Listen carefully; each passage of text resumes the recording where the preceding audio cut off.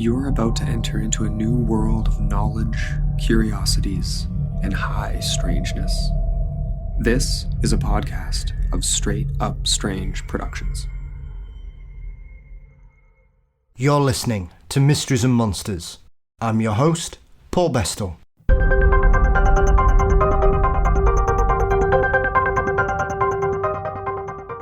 Welcome to Mysteries and Monsters. On this week's show, I'm joined by Canadian Sasquatch researcher Cameron Young to discuss some cases from the province of Alberta and beyond. Cameron tells us how he became interested in the subject of cryptozoology, some of the researchers he's spoken with, and the support they've offered him. We dive into a few cases from the provinces of Canada, some of Cameron's investigations, the cases he finds the most compelling, and much more. It was a big thank you for Cameron for sharing his knowledge and investigations with us, as diving into Canadian Sasquatch reports is something I've been wanting to get hold of for quite a while. Thanks, Cameron, for joining me this week. And as always, before we get there, don't forget you can support the show on Patreon for $4 a month by clicking on the link in the show notes or going to patreon.com/mysteriesandmonsters. A big thank you to my most recent patrons, Samuel, Jacob, and Brian. Welcome to the team, and thank you for your support. Mysteries and Monsters is also across all social media platforms.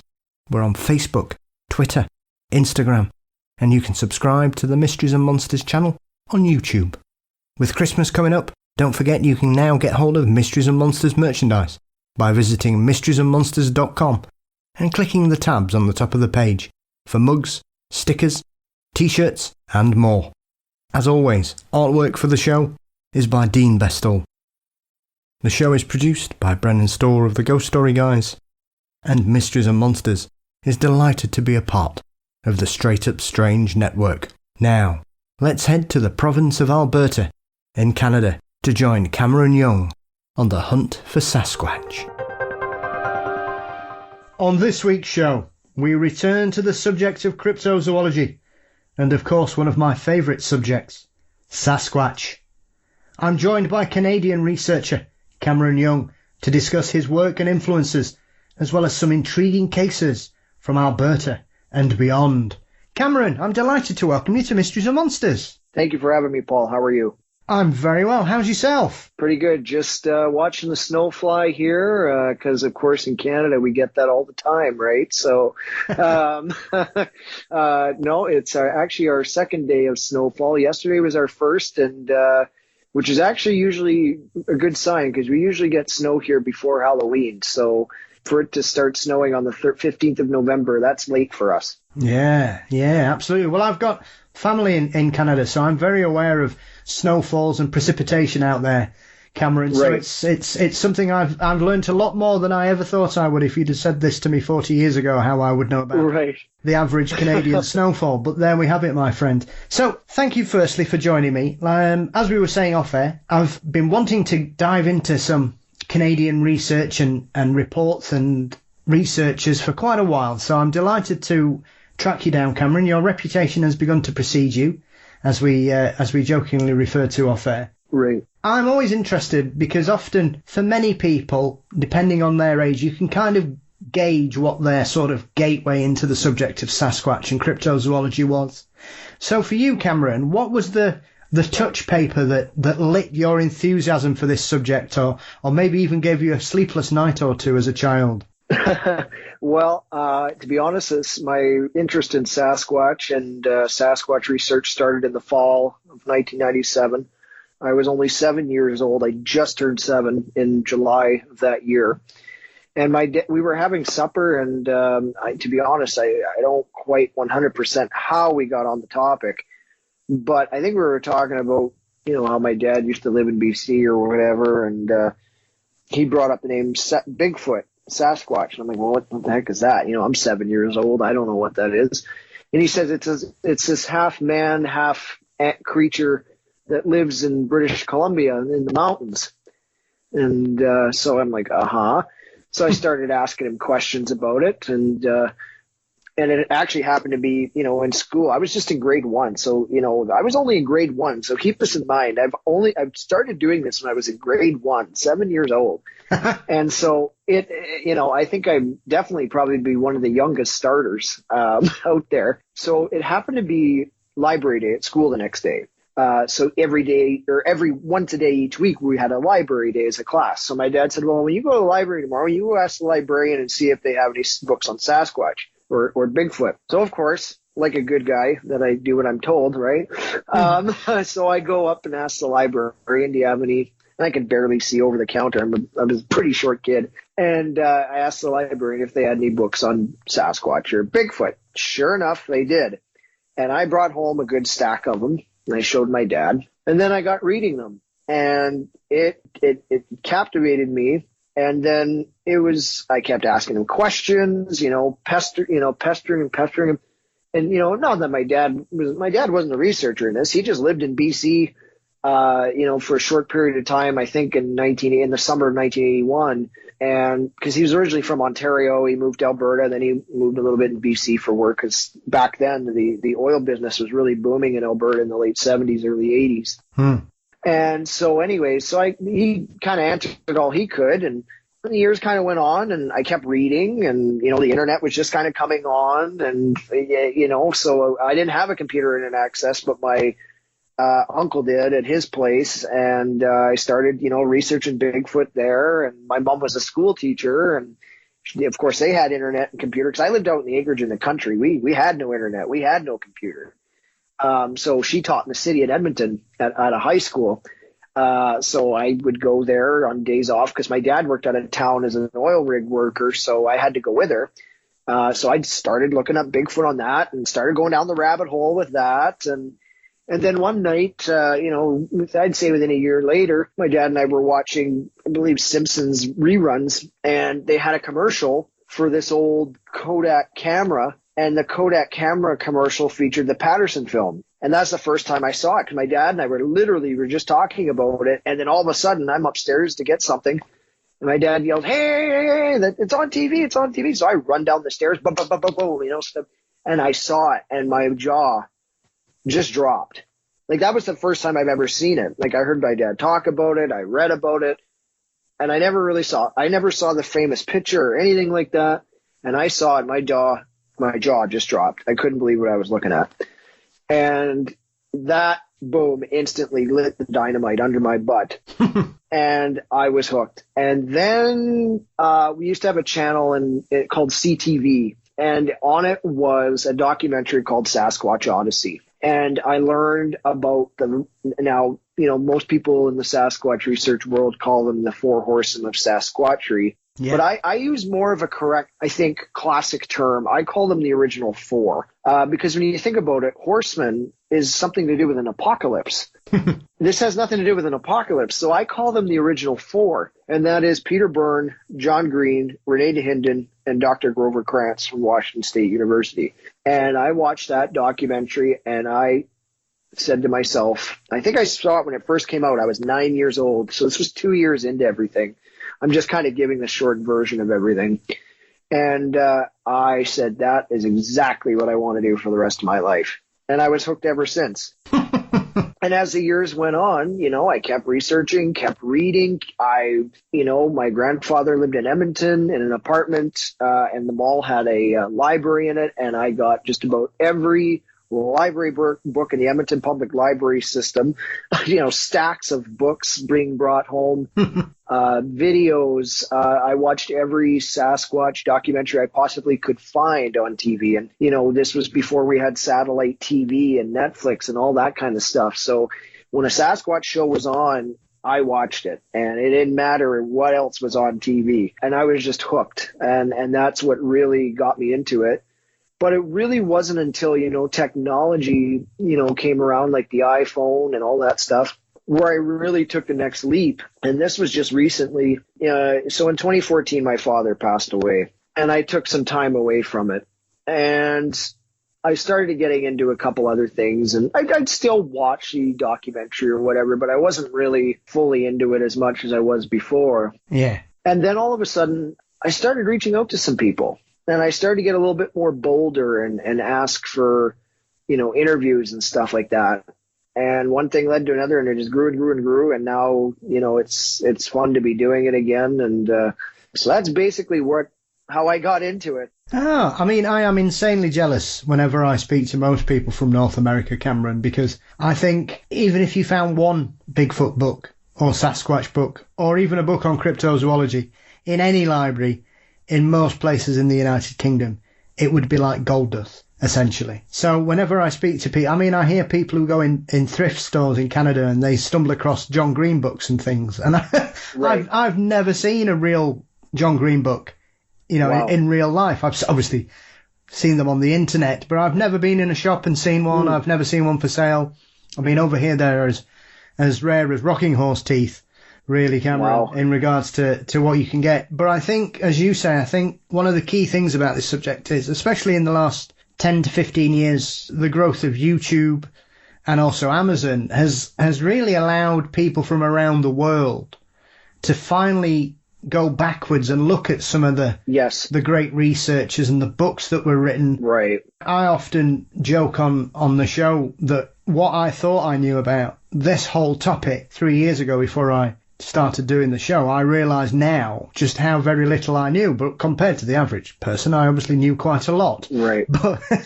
But I'd like to think I do too, but that's not always the case. well, this is the thing. I think the one thing I've learned especially is that nobody knows everything. No.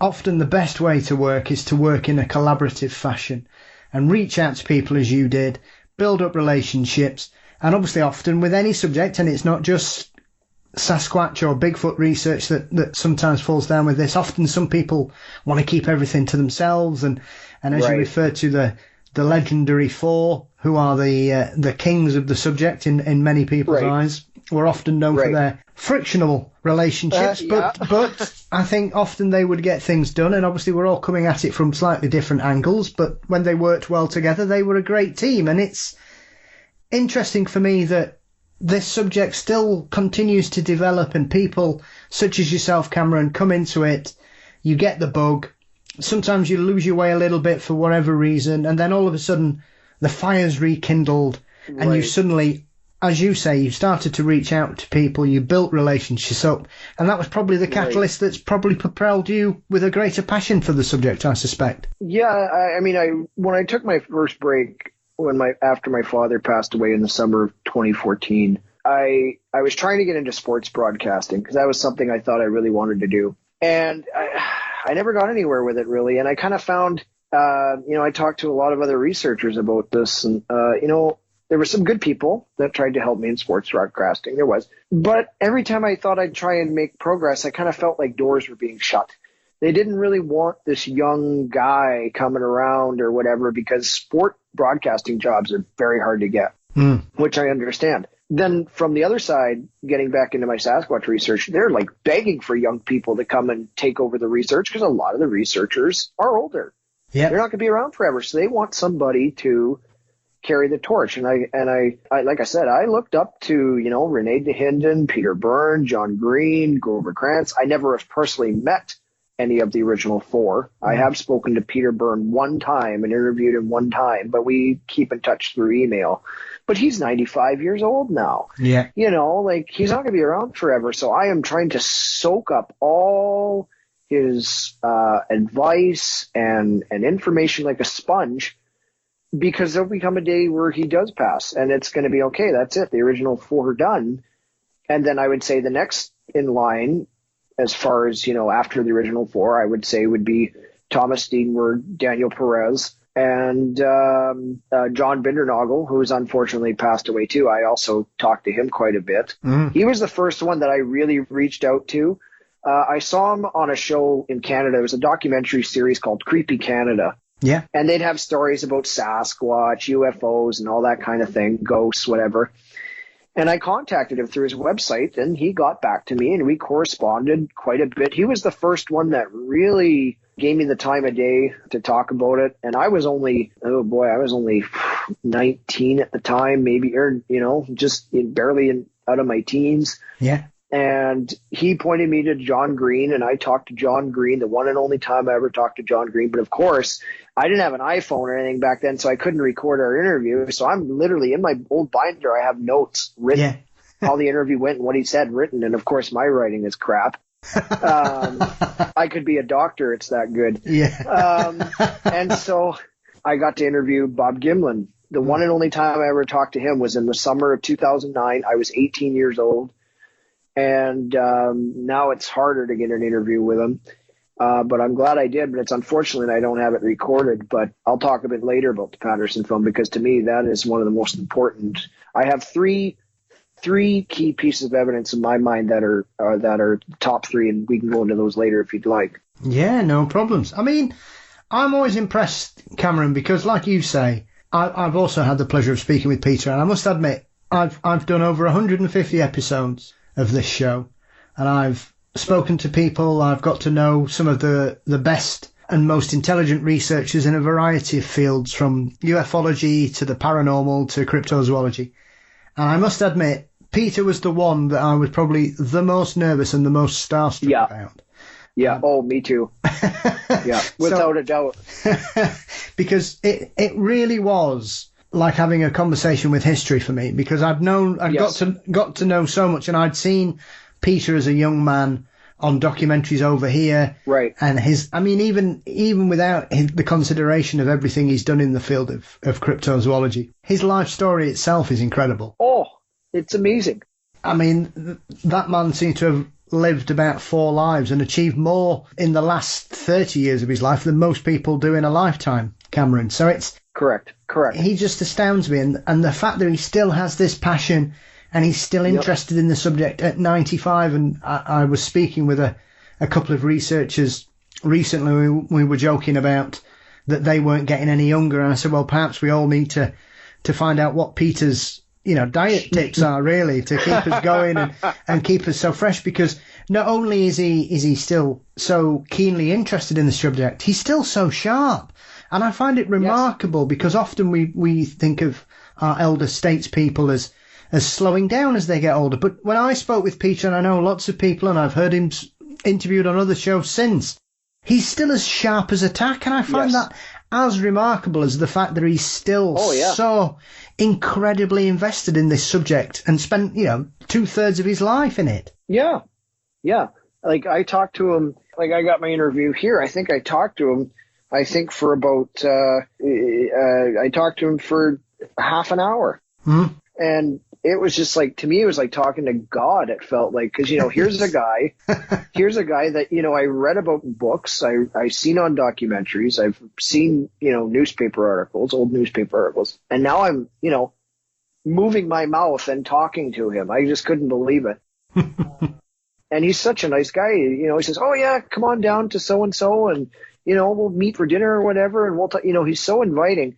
And if it wasn't for the COVID-19 pandemic, I would have been down there this summer or before, because I would like to meet him before it's too late. But yeah, I think I'm hoping to get down there next year, but I'm hoping for the best luck-wise. Yeah, well, yeah, I think and that's always something to wish to arrange, and why not? I think that would be on anybody's bucket list in regards to to the field of cryptozoology, Cameron. Right. And the thing, what Peter Byrne has done for Sasquatch research, he's really, now that I've done my own research on it and everything, he's really the only one out of the original 4 that really got any financing to do this. Yes. It started with Tom Slick, and then he got some other funding through universities. I think one was through with his friend Robert Rhines, who did a lot of great work, and Tim Dimsdale as well from Loch Ness. And then he got, into the mid to late 90s, he got some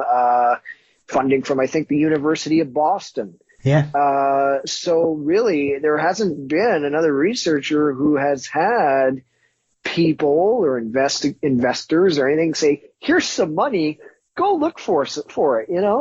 If I walked up to my provincial government or federal government and did that, they'd throw my butt out of Parliament Hill.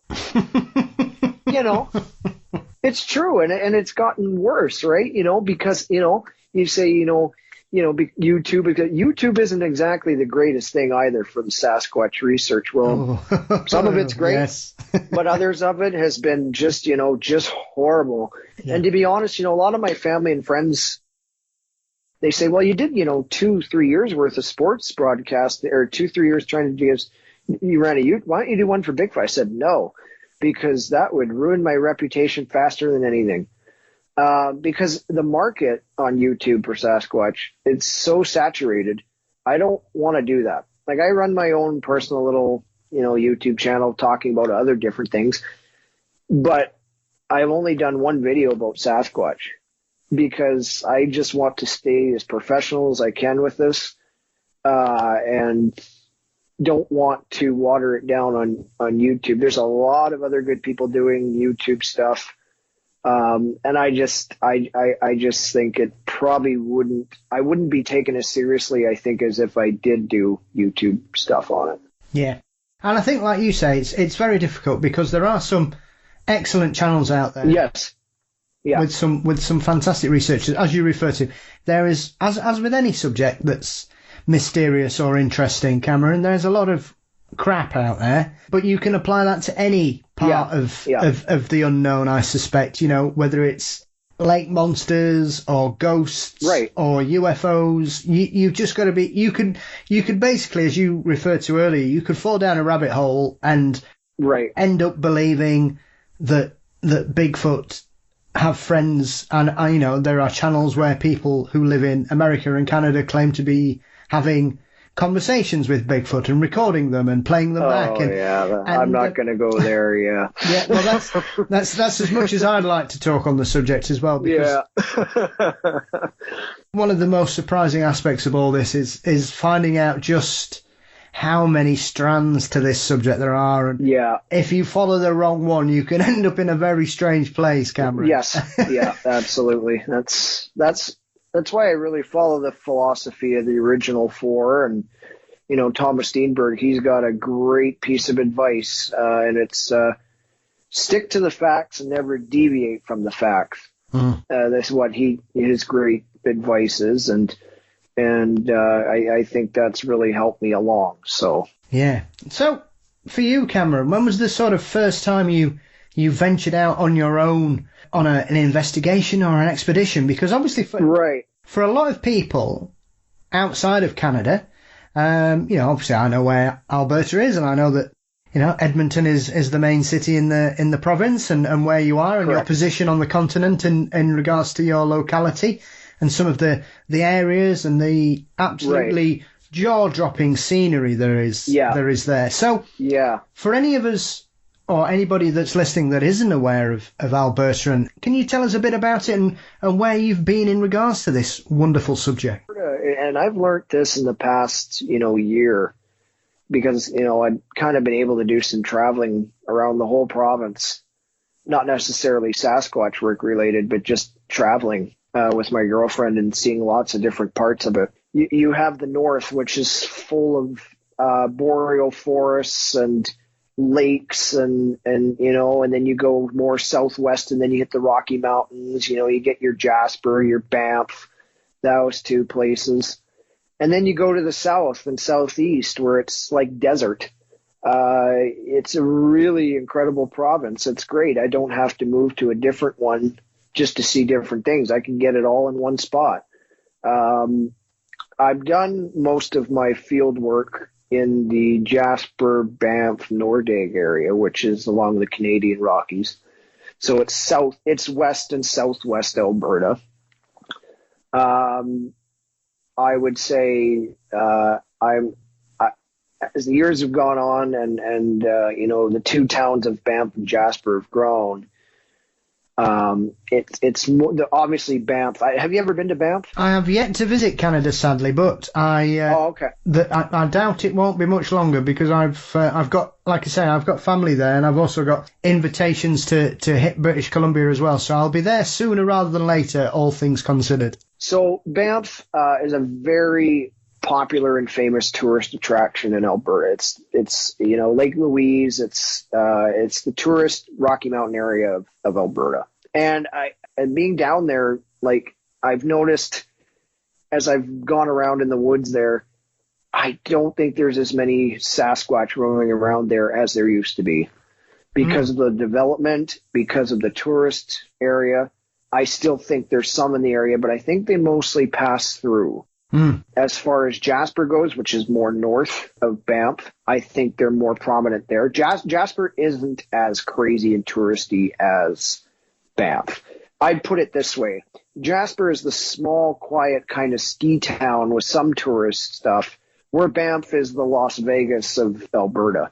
Right. You get people there from all over the world, which is, great for the Alberta economy and stuff. But as far as trying to find Sasquatch, it's not the greatest because, you got your big tour buses and noise and whatever. And yep. But it's still a very vast, very mountainous terrain. I think the best spot, and I think I've talked about it with other researchers, there's a little mining town called Nordegg, Alberta, just a small little mining town. It's not a tourist thing like Banff and Jasper. Yep. And the area there is unbelievable. I went there for the first time 2 years ago. My girlfriend took me to a place called Abraham Lake, where there have been reports in the area for years and years and years. Yep. And I get such a different feeling going there than I do at Jasper or Banff. Because when you go to Jasper or Banff, it's a tourist towns, right? This is not a tourist town. This is middle of the mountains. It has a gas station. It's growing a little bit, but it's still nowhere near like Jasper or Banff. And it's a different feel. I guess you could say my real first investigation was from a report from 1969, where it was actually on the front cover of the Edmonton Journal of August 25th or August 30th of 1969. They were building the Bighorn Dam, which is this huge dam, in Alberta, not far from Nordegg. Mm-hmm. And have you heard about that report before? Well, as soon as you said the term Nordegg, that was what I was thinking, because I'm aware that that seems to have been a bit of a hotspot at some time in the past. I wouldn't say just the past. It's still a hotspot, and I'll get to that in a second. Good. So I went down there to do my own investigation of the site where this happened. This happened years before I ever showed up. Yeah. But I wanted to, because I read about it in books and things like that, and I wanted to go down and see it for myself, just to say I'd been there. Thomas Steenberg's been down there multiple times. So I went down there. My girlfriend took me down there for the day, and I did my investigating and whatever, and she went and did her own thing. So I talked to Thomas the night before I went down there, and he said, I don't think anybody's ever been on the other side of the ridge. And I said, well, I'll do it. I'm thinking, why would nobody ever walk around and look around this thing? So I took photographs, I took video, and it's so different now from what it was back then. It's a campground now. It was like all these people camping near this ridge where this sighting took place. And I'm about probably, I would say 99.9% sure that everybody camping there had no idea they were in the spot that they were in. And knowing that it's actually the most famous and well-known report in all of Alberta Sasquatch history, because it was on the front page of the Edmonton Journal. There were 5 witnesses to this. The story goes, long story short, there was 5 construction workers. While they were building the Bighorn Dam, they see this thing on a ridge, just walking back and forth and watching them. And it was huge, black creature. And they reported it estimated height to be 15 feet tall. Now, what happened was they didn't have any way of measuring this. One guy tried to go back and get binoculars or go get some sort of better viewing device, and they could see it through I don't know if it was a scope or a tripod sightseeing thing, and they just saw this thing watching them, and they watched, I think, for about a half an hour or more, just walking back and forth on this ridge, watching them, and it would stop. And I think it sat down, and then all of a sudden it got up and walked to the left back into the forest. So, and then all of a sudden this was huge news, wow, 15-foot tall Sasquatch seen in Alberta, eh? And the only problem is then why this, it may not have been 15 feet. This was just their estimation in height, but of course the press ran with it, right? Yeah. What's going to make the bigger headline? A little 6.5-foot Sasquatch or a 15-foot tall Sasquatch? So, but the odd thing is, in talking with Thomas Steenberg and Ken Walker, I think this was from Thomas Steenberg's files, from the late, I believe, 1940s till about 1984, there were a lot of reports of over average height Sasquatches sighted in that area. Everything from 8 feet tall to 16 feet tall in that area. Then all of a sudden, from after 1984, those height sightings dropped. They just fell. Just no more huge Sasquatches. They were still getting Sasquatch reports, but nothing along the lines of, 15 to 16 feet. So, and it's weird because I don't know if it was Ken Walker, Thomas Steenberg told me a story where there was a gentleman who was driving, I don't know if he was driving home or something like that. He was on the main highway between the Nordegg area and all that. All of a sudden, all this family of Sasquatches comes across the road in front of his car. And he said they were so tall, he had to look up through his windshield, and they were looking down on him. He estimated them to be about 13 to 15 feet tall. Whoa. And he said and so it was a family of them crossing the road, and all in that height. So I don't know if you ever read a book. I forget who written it. It was The Field Guide to Bigfoot and Other Mysterious Monsters. And the author categorized, I should have grabbed the book before we started. He categorized, I've read it so much I can remember it. So he categorized all these, I'll say Sasquatch-like creatures in different categories. And one of the categories was called true giants. Yeah. Which I believe was anything 8 feet tall and over. And I think at one point in this area, from a certain amount of time, there was a category of certain types of Sasquatch species that was considered a true giant, that was taller than your regular smaller ones. I mean, it makes sense. We have different sizes of people. Yeah. Why couldn't we have different sizes of Sasquatch? Yeah. Well, I think that's often something that's never really sort of delved into, because often when we hear reports from other parts of North America, Cameron, there tends to be a tendency to consider anything that's normal size, which is, between 5 and 6.5 feet, are often described as being a juvenile. People just presume it must be a juvenile because for a lot of people, I think the average perception of what a Sasquatch is an 8 to 9 foot tall hairy biped walking around in the forested areas or the localities and mountains. So it is interesting that there does seem to be this cut-off point for a lot of people that anything above 9 feet seems to be stretching the bounds of credibility. And I think often you have a danger of, as you refer to, when you look at any other creature around the world, there will always be incidents and examples of gigantism. Right. Even in a gigantic creature, be it a feral hog or a wolf or a giraffe or an elephant or a shark, there will always be larger ones out there. So why wouldn't there be something that pushes those boundaries? So right, and it's not only pushing boundaries; it's just a matter of fact. Like elephants aren't born at adult height. Giraffes aren't born at adult height. So why would a Sasquatch not be born at giant? You know what I mean? Yeah, they have to be small. It's like when they find these rare cases of juvenile footprints.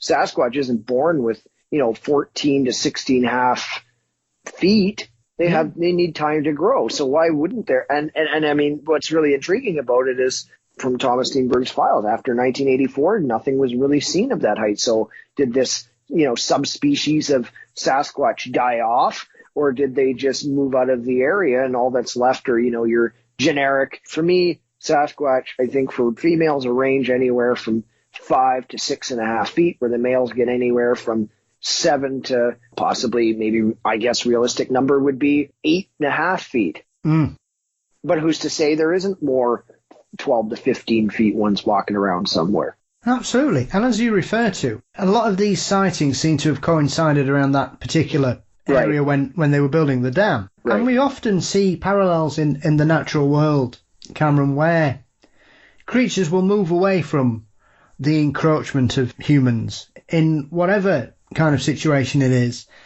to try and go. And obviously one of the other aspects of Canada is the further north you get, the less people you're going to find. You haven't got far to go. And if we're talking about a creature that is adapted to living in the wilds of Canada in some of the most ferocious winter conditions in the Northern Hemisphere. Why wouldn't they then sort of gravitate further out of the way? Because nobody's going to into the Northern Territories and Saskatchewan, pushing further into the Arctic Circle, basically just getting out of the way, because once you get past sort of the middle of Canada, you're near enough on your own. That's right.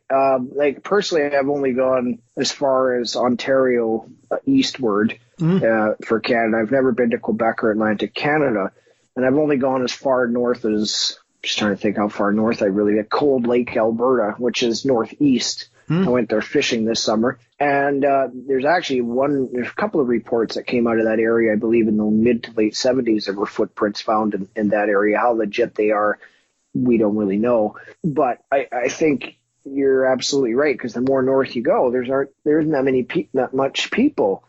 So who's to say they're not? There could be, we could be, us researchers could be looking in all the wrong spaces. We're all concentrated on, southwestern BC and southwestern Alberta and things.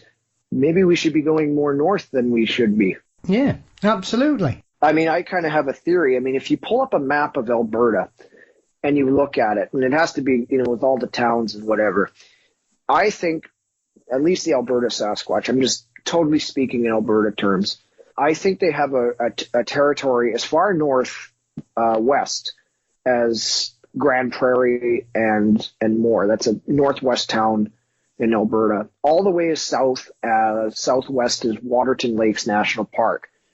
I think that's a huge territory ground for them to cover. And we have definitely not explored that entire range. And I think they're somewhat migratory, if that's the correct word. And I think they go back and forth. I mean, Ken Walker told me an incident where there's a highway stretch, I believe it's Highway 43, between Fort Assiniboine and Swan Hills. Yeah. So you're going northwest to southwest, or southeast kind of. Yeah. And these hunters and people have seen Sasquatch going back and forth across the road all the time, chasing the deer, hunting the deer down. And I said, well, that makes perfect sense, because, my dad worked up there in the oil, and there was nothing up there. I would like to check out that road, that highway personally, just to see the scenery. And, here's how I kind of do my, I guess you could say, scouting or investigation.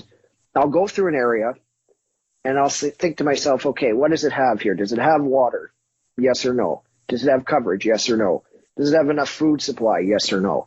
But also, what's near here? If there's big cities or big towns or whatever, there's not going to be a Sasquatch in the vicinity.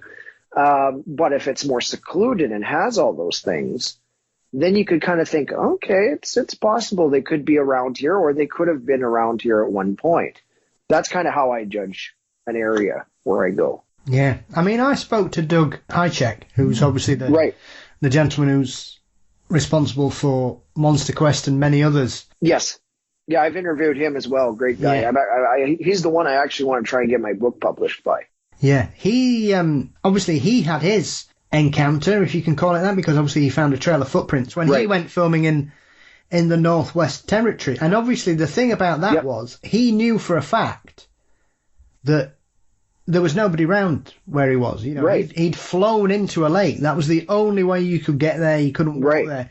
And often, Cameron, one of those stupid explanations that gets thrown about, and even if we go back to the days of Sanderson and Green, people were saying, oh, well, there's just people going out, leaving footprints. And you're thinking, who in their right mind, even if you even consider this to be an acceptable explanation, which I don't, primarily because it's as ludicrous as dismissing this subject out of hand.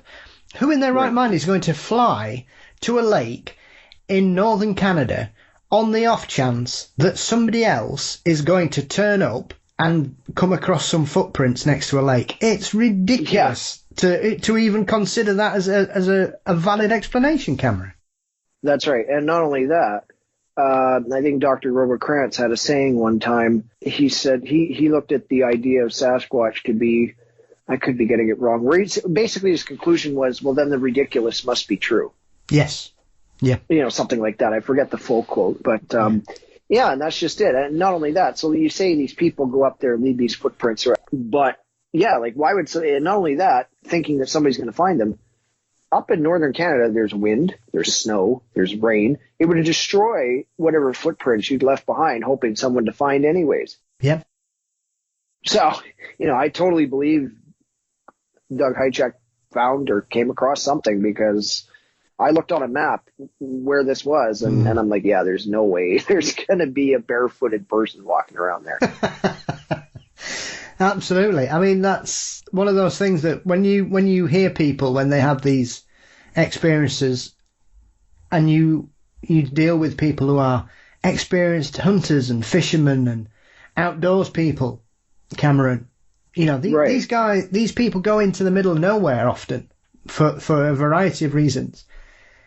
Why would any, and it's quite remote. These people might go somewhere for a week and not see another human being other than somebody they're with in their party. So that's right. How on earth we're supposed to accept that, hoaxers are running around the most far out places in North America, hoping that some people come wandering past.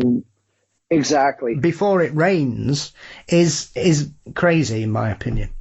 Exactly. And, remember back when Ray Wallace passed away and his family came out and says, okay, we created Bigfoot, da-da-da-da, we left all these tracks. Well, then you're telling me he made the ones in Florida, he made the ones in Alabama, he made the ones in, Manitoba, Canada, he made the ones, so he must have went and traveled all over the world doing this, eh?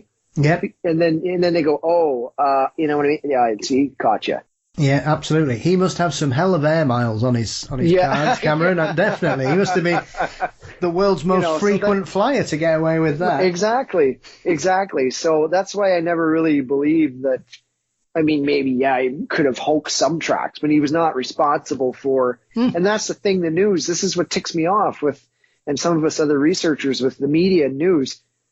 Ray Wallace did not create Sasquatch or Bigfoot.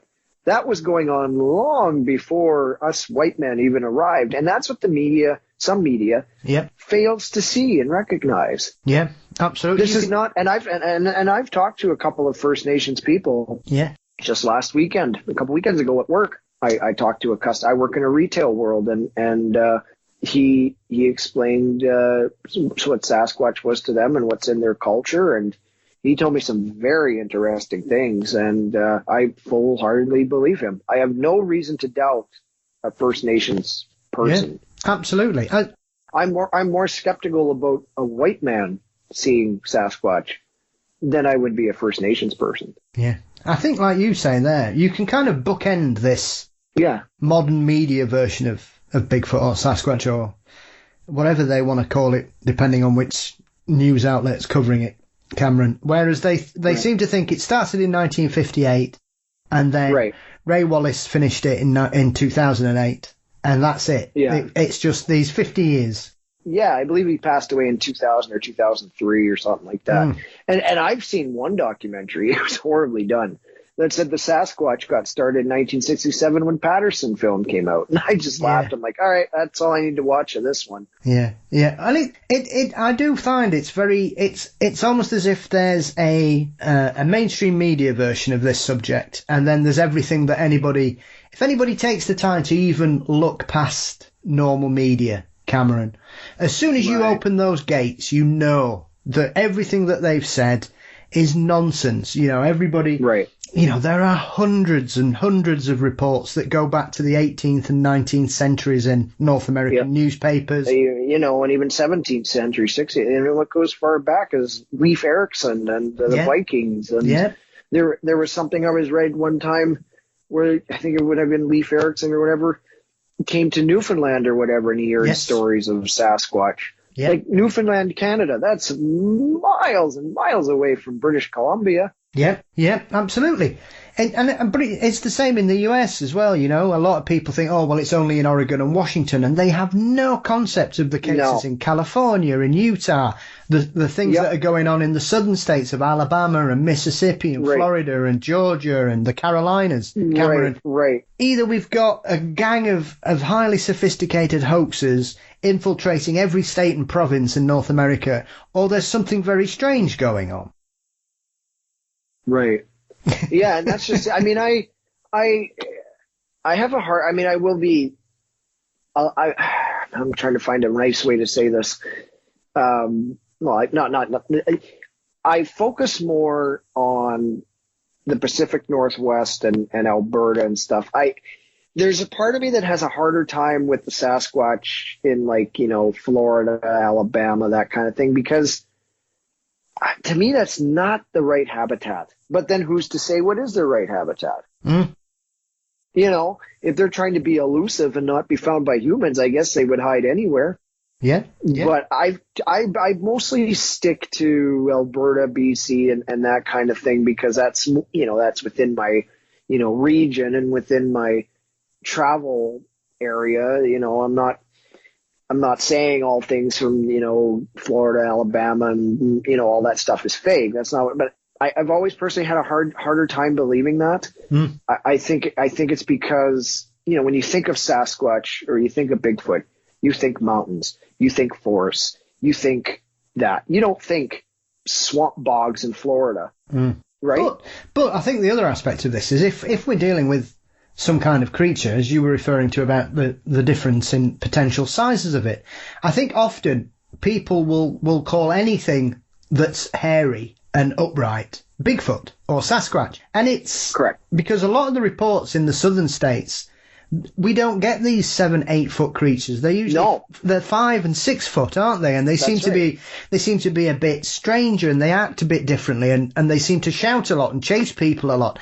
So for me, whilst I consider them under that umbrella of the whole Bigfoot Sasquatch phenomenon, I think if we are to deal with these cases, I think there are different types. There has to be. Yes, exactly. Even based on what we know about the natural world, the same breed of animal can be very different in different areas. And America and Canada are a massive continent. Oh, yeah. You only have to look at the difference of states in their temperatures and their climates and their habitats. That's right. To have even a basic understanding that animals will react and adapt differently in different areas. So why That's not? Right. Are they going to be? Why wouldn't they be smaller and slightly stranger? It would seem. Right. Absolutely. And I mean, to go back, and I'm not laying shade on southern United States, because there are a lot of great accounts from down there, and there are First Nation stories from those states. I'm just more focused on Alberta and BC because that's where I'm from. That's where I'm close to. Yeah. But I have heard of the skunk ape. I have heard of Momo. I have read those stories. The Fouke monster of Arkansas, the creature of Boggy Creek. And there is a lot of, I say, there's a lot of, rugged and whatever places, areas in Alberta and BC. Well, there is a lot of area down there too that's never been explored and wild and rugged. So, who's to say they're not there? Absolutely. That may be the place where they prove it, and then us Canadians will be like, "Oh, we lost." That would just tick. Us Canadians would just be ticked if that was where Sasquatch was discovered in Florida or Alabama or Fouke, Arkansas, or something like that. That would be embarrassing. Yeah, well. Then we'd be like, okay, well, at least they found it. It's over. It's done. So I guess that's, us Canadians, we're very proud people. Sasquatch is distinctively Canadian. Yeah. And we're the only, we're the ones that came up with, well, J.W. Burns was the one that came up with the name Sasquatch, but he was Canadian. And that's the thing. So when I first started contacting Thomas Steenberg and interviewing him, I made the mistake of calling it Bigfoot. Well, that did not go over well. And ever since then, I've said Sasquatch. And even when I've got, because his American name is Bigfoot. Don't call it that. It's Sasquatch. Okay. All right, Mr. Steenberg, my apologies. So, but he's right though. And ever since then, I've called it Sasquatch. I've hardly ever used the name Bigfoot. Yeah.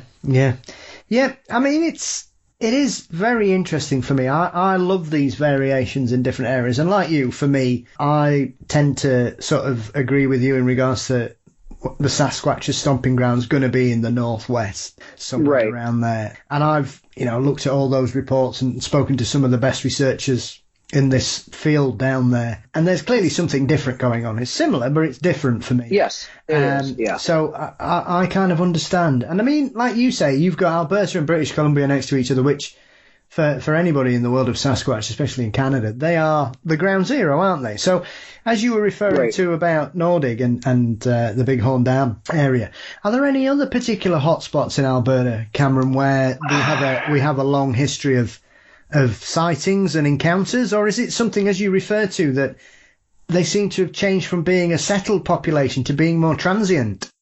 Right. Well, I think, because, obviously Alberta is not as big as BC. BC is really the hot spot. Harrison Hot Springs, Sasquatch Provincial Park, that's really where ground zero is.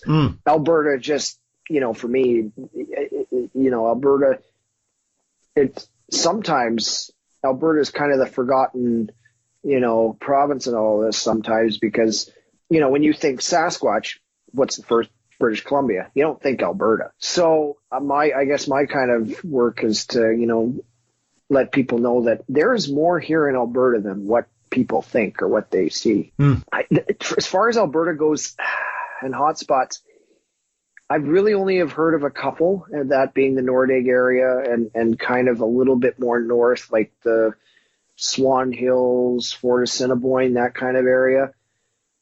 Me personally, I've mostly done my work in, Jasper, Banff, and Nordig area. So I think Alberta is kind of limited as far as hotspots go, because our mountain range is more south and southwest. I mean, I'm in Edmonton, which is about, it's 4 hours away from Banff, 3 to 3.5 to Jasper, which is, it's short drive, but it's not long. It's long too. So I think the more you go into BC, you get more of the hot spots because it's different terrain.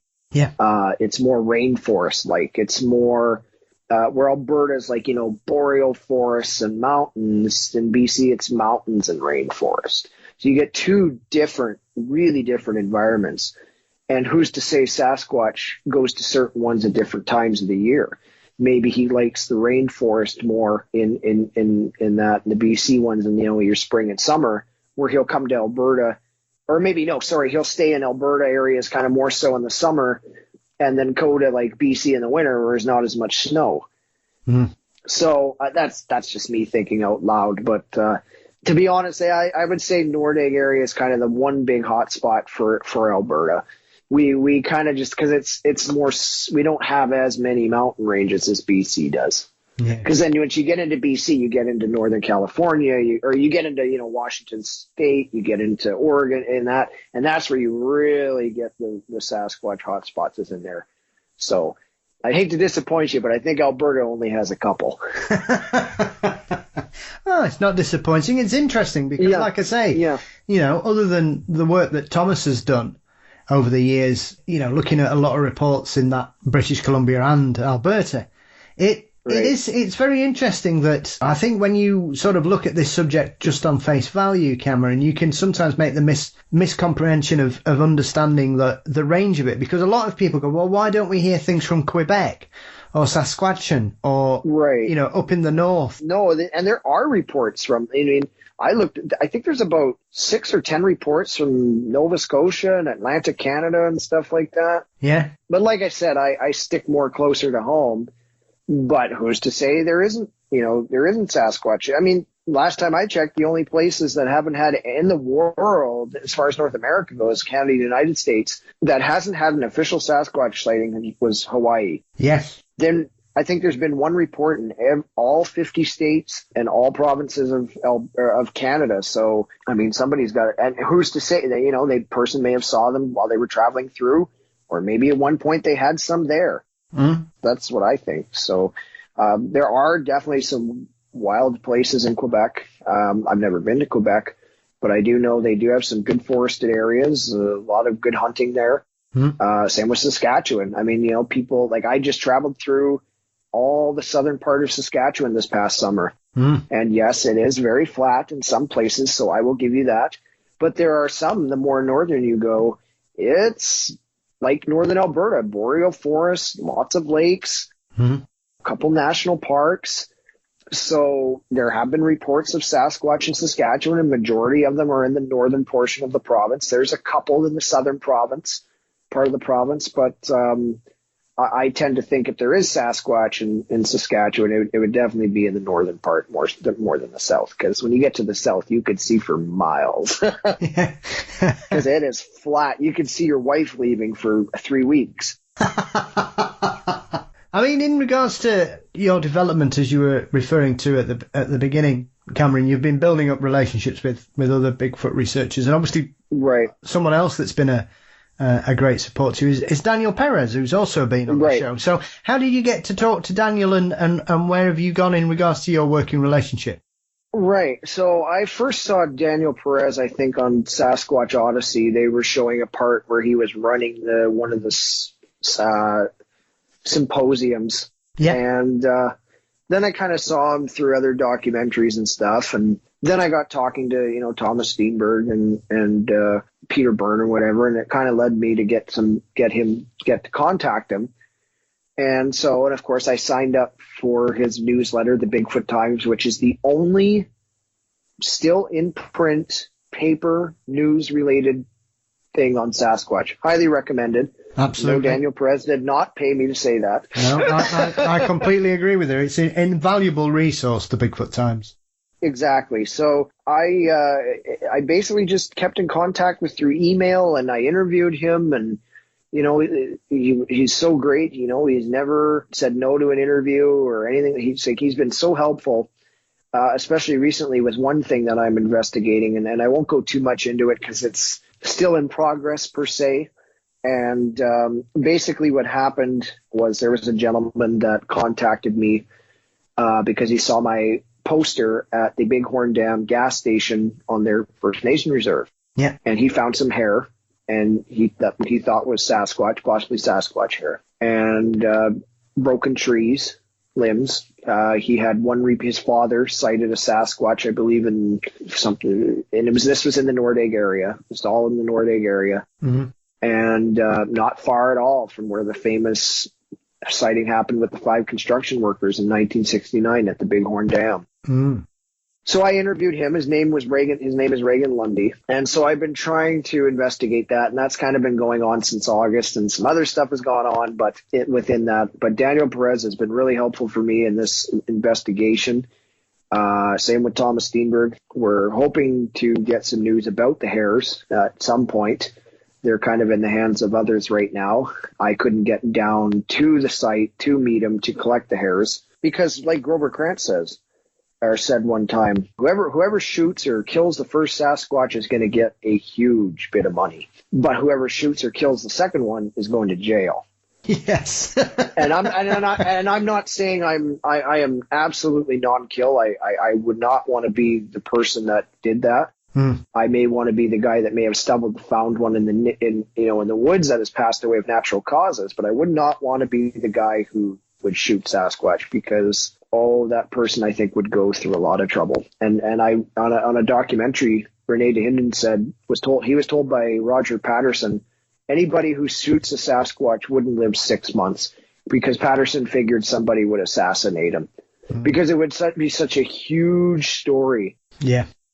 And they're so big, and the world it's not like what it is today where you have so many people, caring for the environment and everything like that, which is totally fine. Mm-hmm. But Roger Patterson thought whoever killed the Sasquatch wouldn't live 6 months, and he figured that person would be assassinated. I think whatever, as you say, I've often, primarily because as someone that has a deep interest in the natural world and the world around us and our impact and our footprint anyway, Cameron, I think it's vitally important that, because you can't work on the presumption that, God forbid, if anybody does get a situation where they have a creature in their sights or whatever, with the greatest respect, they don't know if that's the last one, or it could be the only one in that, in that particular area.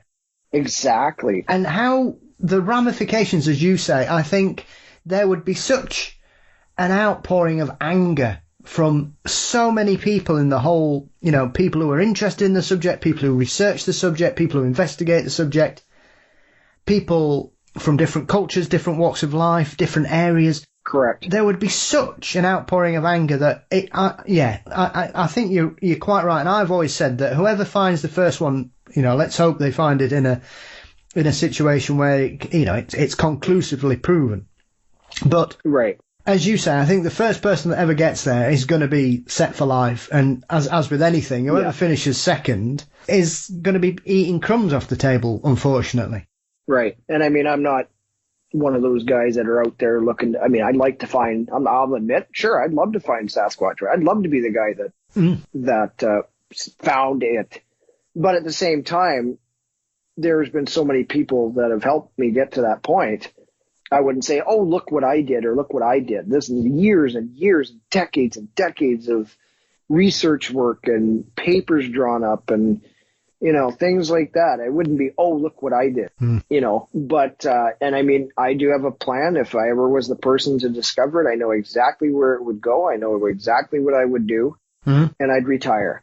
Yes. I would rather capture Bigfoot alive than dead. But the thing is, what are you going to do with a live Sasquatch? It's not a Harry and the Hendersons video. This thing would tear cages. I don't think it'd be, I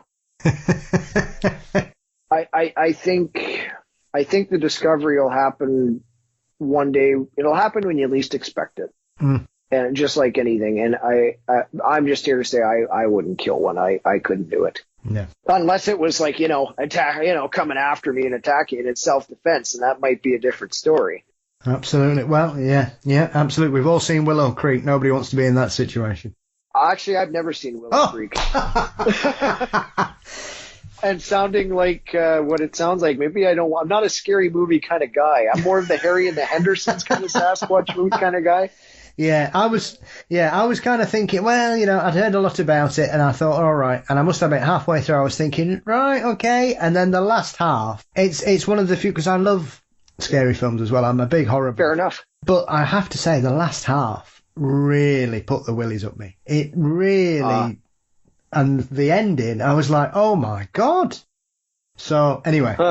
That's, Now I guess I have to watch it. I guess I'll be watching it in broad daylight on a nice sunny day with the windows open. And, Yeah, watch it in high summer. Yes, exactly. Plenty of daylight, Cameron. Plenty of daylight. Yeah, exactly. So, as you were referring to in regards to evidence, you've caught some photos. Now, were these from British Columbia, as you say? Right. So I'll tell you the backstory on this. So. This was the first time I went to BC in years and years and years. So my girlfriend and I, this was our first trip together somewhere.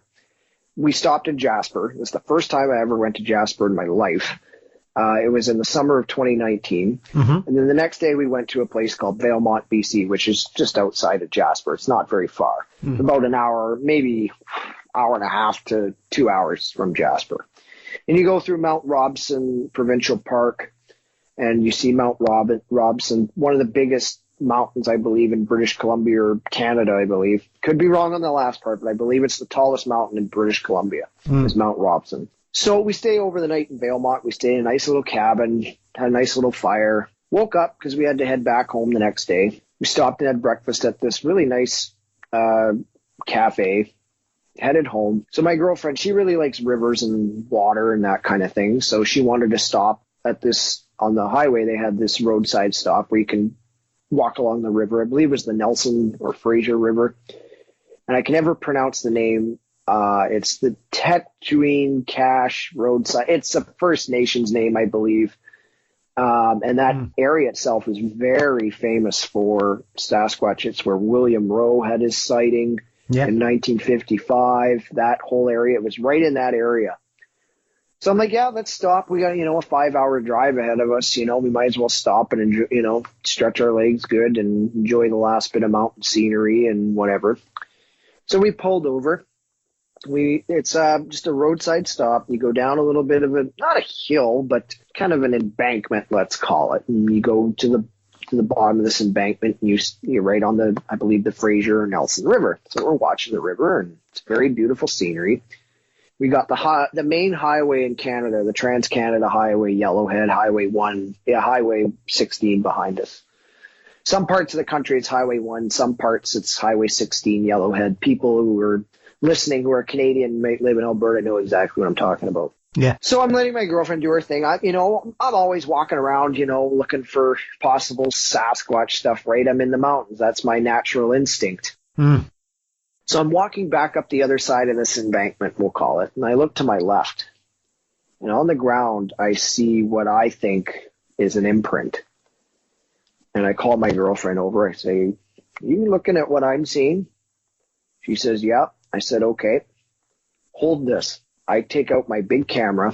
So when I go Sasquatch, I usually carry 3 cameras, sometimes 4. My regular iPhone camera, a nice big Nikon photography camera, and I have this old DVD camcorder that my dad got my family for Christmas in like 2007 or whatever. It's ancient technology, but I still use it. So I start taking pictures and video, and I look at this and I'm going, oh my goodness, what am I seeing?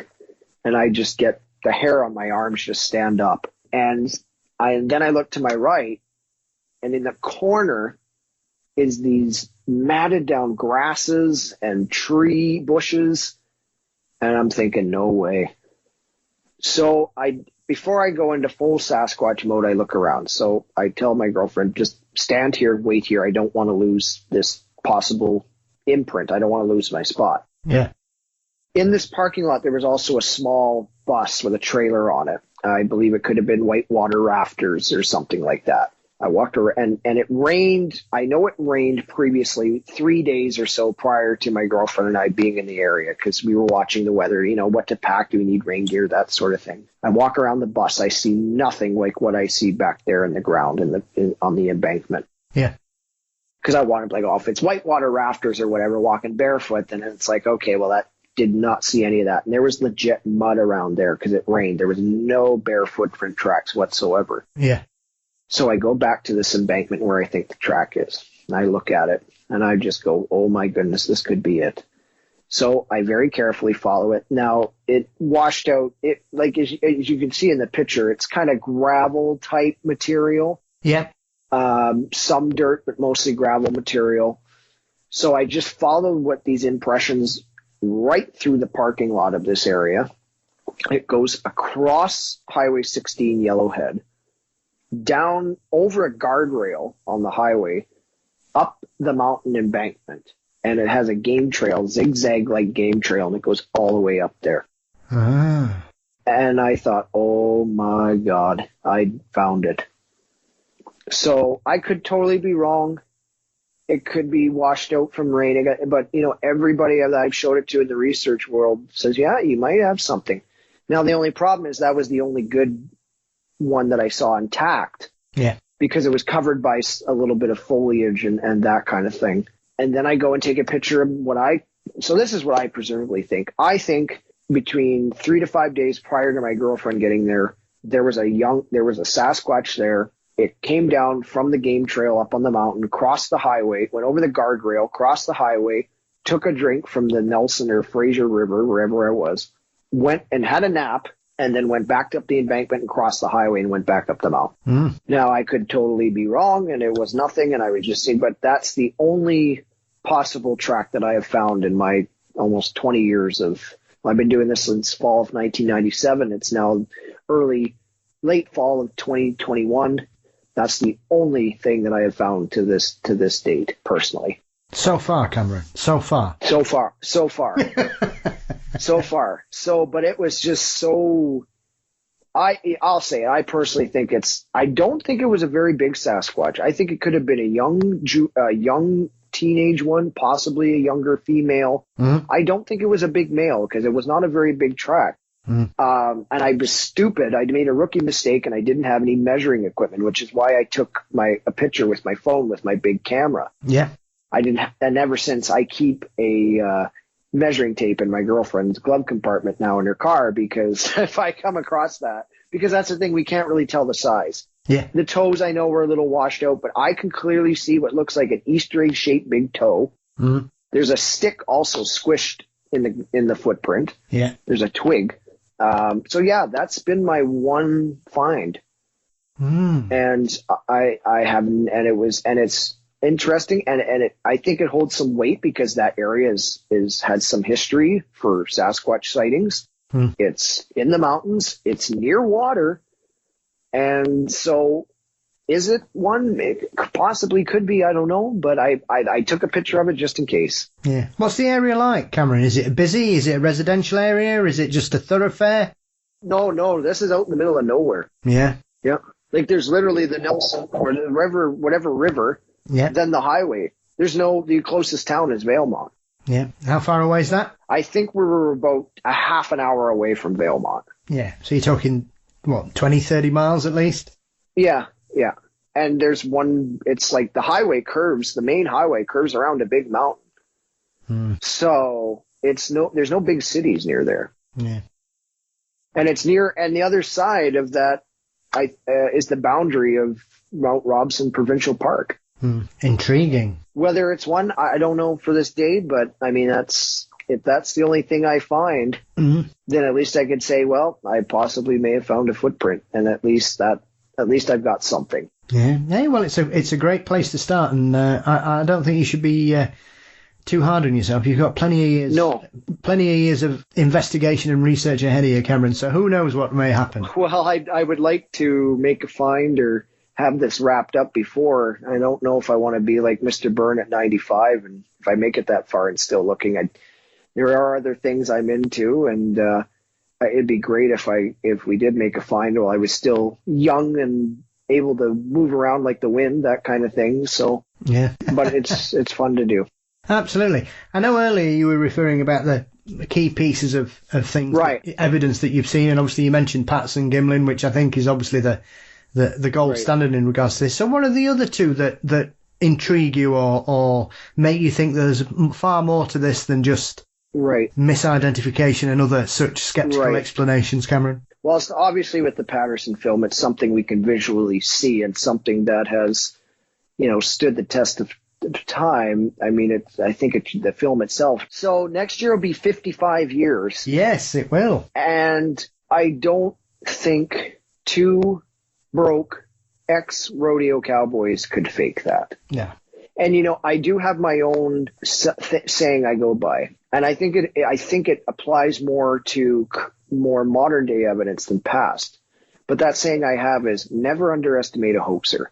Yeah. Never underestimate a hoaxer. Mm-hmm. Because nowadays with computers, with CGI, with whatever, it is easier to fake things. But back in 1967, no way. Okay. So I think obviously the Patterson film is number one.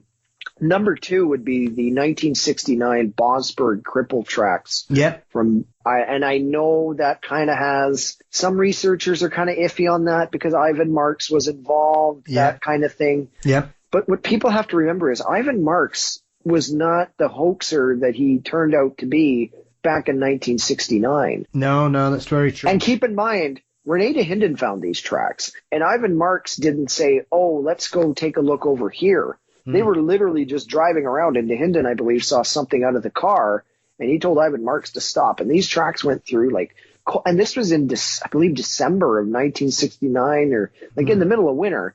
This was not a nice summer day in Bosberg, Washington. This was wintertime. Yeah. These tracks went through mountains, through cold streams, cold rivers. Who would walk barefoot in a cold stream or river in December? You'd get frostbite instantly. Yeah. So I think the Bosberg tracks, need to be brought up more than what they are. I think it's because it has the Ivan Marks involved in the story.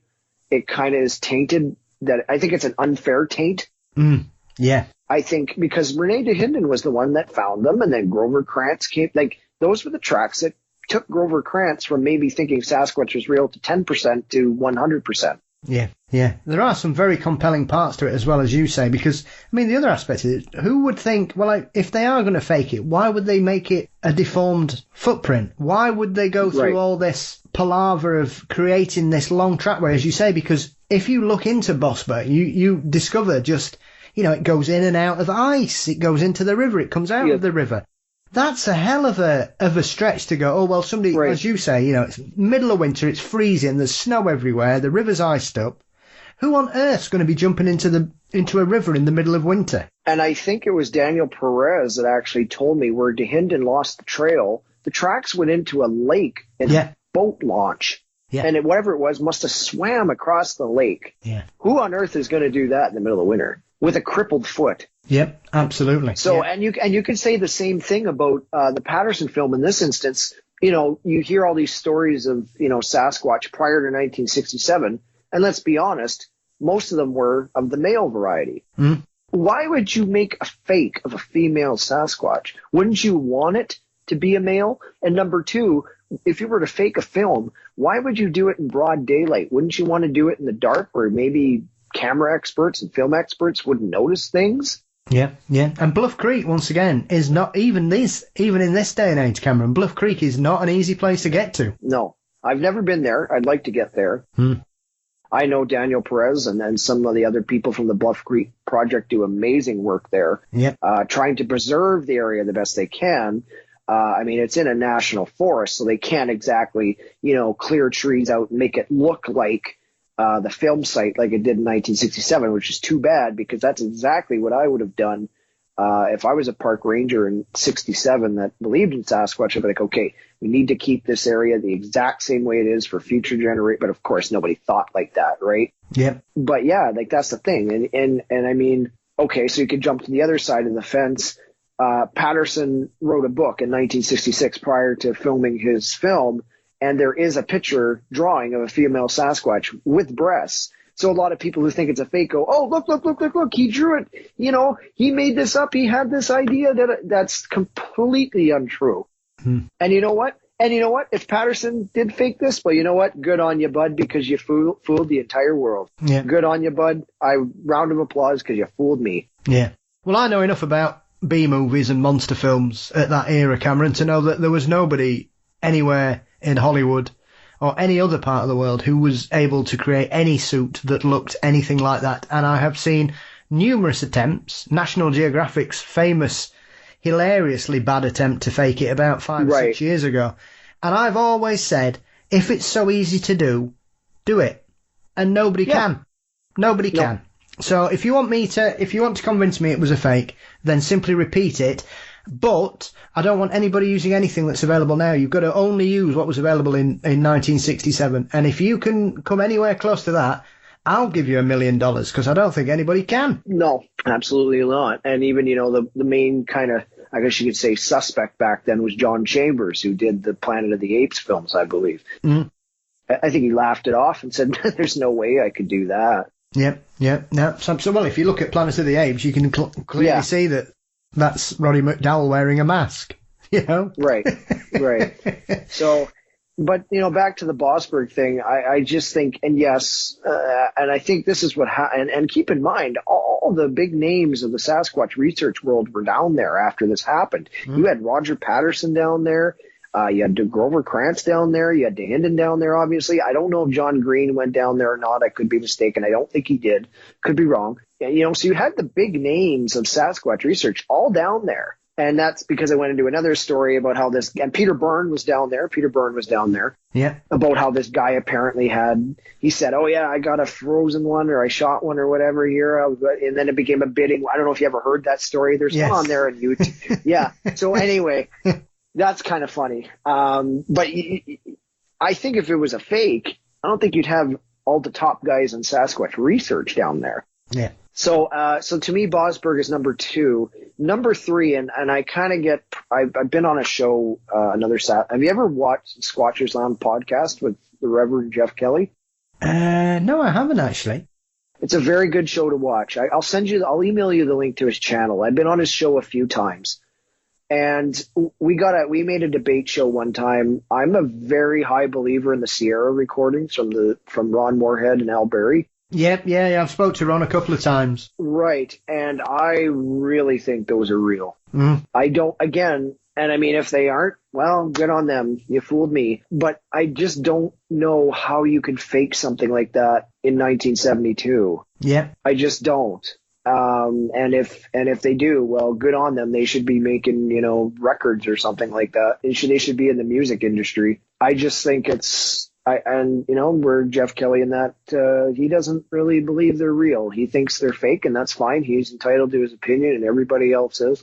But to me, I think they should be highly regarded. Because when you think about it, there was the famous Jerry Crew tracks in 1958. Then we didn't really have anything till the Patterson film. And then after that, we didn't have anything till Bosberg. Then after that, we didn't really have anything till the Sierra Sounds. Well, then what did we really have after that? There's always, so to me, I think the Sierra Sounds should be, to me, are up there at number 3. I do think they're real. If I'm wrong, well, then I'm wrong. But to me, I just don't know how a regular human could make sounds like that at a supposed hunting camp in the Sierra Nevada mountains in 1972. Yeah. I don't know how that's possible.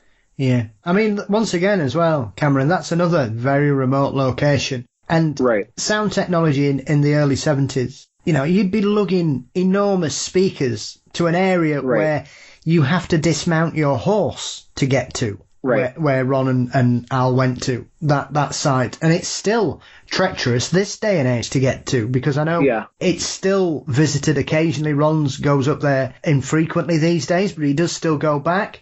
And it's still really treacherous to get there. So I find it incredibly hard to believe that a group of guys in the early 70s decided to lump a massive sound system into the middle of the Sierra Nevadas to try and create some kind of crazy soundscapes that, you know, we're talking 50 years ago. How on earth are you know, it was difficult enough to get yourself there, never mind a sound system. That's right. I'd like to interview Ron Moorhead, but I've had a little bit difficulty doing that. But I believe his story, and I don't think Al Berry would be someone who would hoax anything like this. To my knowledge, I believe he was a newspaper reporter in San Francisco, I believe. Yeah, and he was deeply skeptical as well. He didn't believe any of it. Yes, that's right. Exactly. Till it happens. So, yeah, exactly. And that's usually how it goes. Yeah. But, so I would say those are the 3 key big evidence. And I would say, as an honorable mention, number 4, I would probably put the Skookum body cast. Whether or not, I haven't heard too much more about that. I don't know if anything's been proven or not with that. I've kind of lost track of it, but. Well, I think the last thing I want to touch on, Cameron, before I let you go back to the early fall snow that's coming your way is we're getting big flakes now. The flakes have gotten bigger since we started the show, so well, we'd best get cracking then, my friend. And that is you beginning work on your first book. So what can you tell us about this and what your plans are for the release of it and what you're looking to cover in it? Right. So basically, this all kind of started randomly. I was listening to another Sasquatch podcast with Thomas Steenberg on, and something just clicked in my head going, gee, maybe you should write a book or write something down about, you know, what you've found or what you've done over the years. So it's just something I've been working on for a while. It starts, you know, as far back as when this started in 1997 in the fall, all the way up to now, kind of how I met people along the way, my thoughts on the Sasquatch. I go a little bit into the other supposed creatures of the Sasquatch. That was the hardest kind of, I guess you could say, chapter to write. Because like I say, I mostly focus on just the Sasquatch. I don't really focus on the abominable snowman. I don't focus on the Yowie. I just stay strictly home, Canada, Sasquatch, Alberta, BC, because there's a great piece of advice from Rene Dahinden. You know, you could run over Hell's Half Bloody Acre and, you know, chasing all these reports and everything, when really it's easier to just stick closer to home. Yeah. It's like a hunter who watches the deer, who knows where they're going to be, so he can say, you know, come November, whatever, blah, blah, blah, I go in the woods and pop off a deer, because he knows where they are, instead of running all over the country, all over wherever, you know. So it's really good advice. So that chapter was the hardest to write, because I didn't really, I mean, yeah, I know what the abominable snowman is and that, but since I really restarted, I've been just mostly focusing on local stuff, right? I mean, I'm not, you know, I don't drive, so I can't get to the United States or book a plane ticket to China or wherever to go to the Himalayas. So yeah, that was a hard chapter to write. And then it gets into how I kind of became a guest on Jeff Kelly's show. I believe the title of the chapter is called Cancer and Sasquatch. because at the time I was going through cancer, and I had to sit there and take my chemo treatment, and I wanted something to watch or listen to because it took about 3-4 hours. Yeah. So I got watching Jeff Kelly's show. And then, I would watch it and tune in every week. And then one thing led to another, and I got onto the show. And I'll send you my playlist of all the shows I've been on, and you can watch them. And you can either have a good laugh or get some good information, however way you want to determine it. Well, thank you. And he's really done a lot for me as, not necessarily, promoting, getting my name out there and saying, here's a legit guy that's younger and, wants to get into this. And when I got my name published in the newsletter by Daniel, that was huge. I mean, I'm going to frame that. That was, yeah, really, here's something that gets mailed around the world to show people that I'm a very old school researcher. I'm not into the woo. I'm not into putting UFOs with Sasquatch. I'm, like Renee DeHinden says, I'm into Sasquatch in the bush on the ground. Yeah. I'm not think it has anything to do with aliens. I don't think it has anything to do with any of that. So that I go into that more in my book. I'm going to work on, it's just a rough copy right now. I hope to do more work on it over the winter. I got sidetracked a little bit because of real life events, that happens. Yep. So hopefully over the winter I can, make it look more pretty and, get more pages added to it. Cause, I talked to Doug Hychek about it, and if he says if it gets to this point, yeah, I could probably publish it for you. So that would be great. Mm-hmm. I mean, it's just something cool. I never ever thought in my life I would ever write a book. I mean, I'm not an author. I'm more used to being on YouTube shows and podcasts because my dad says I had the perfect face for radio.